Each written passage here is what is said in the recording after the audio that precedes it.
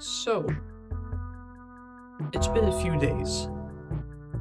You've probably been wondering what I've been working on that would take me 17 days. Two things. The answer is two things. One of the things isn't even finished yet. After I started reaching the 17-day deadline, I just made a video on one of the things in the next update.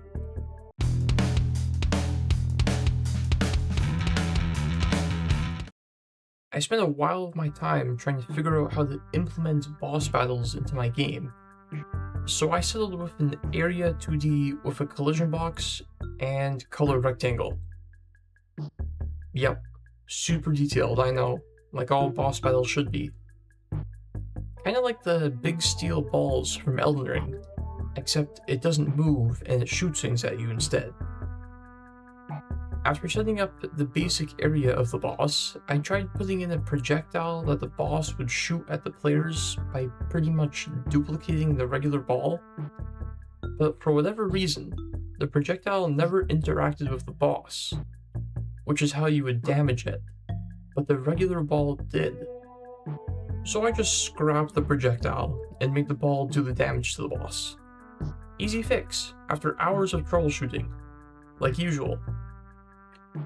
The projectile also seemed to move while invisible, since player 1 seems to shrink or something in this clip, which was another deciding factor on getting rid of the projectile.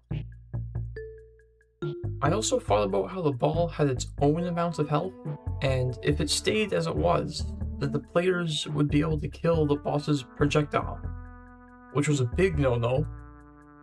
So I amped up the max health on the ball just a little bit when the boss battle is activated.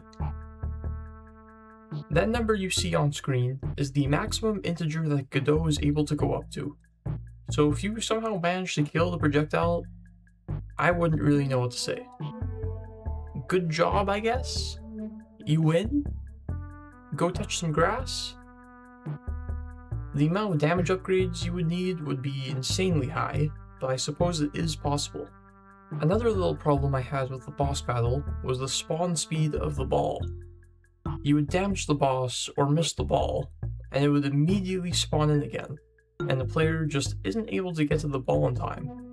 So I just made the ball take a few seconds to spawn in.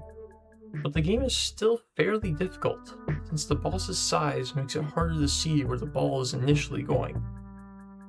I might have only found this hard because I was testing it by myself, and trying to pay attention to two sides at once is difficult to do.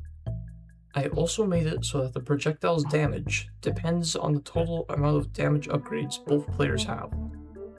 If the players don't have any damage upgrades, the projectile's damage to the boss is just 1.